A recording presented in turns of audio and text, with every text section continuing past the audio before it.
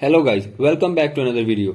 In this video I will show you how to fix Resident Evil 8 not launching or opening problem on your Windows in PC and laptop. So to fix this issue, follow every step as I am showing in this video, and do not forget to subscribe this channel and also press the bell icon for the latest upcoming videos. Hope so this will fix your problem and help you a lot.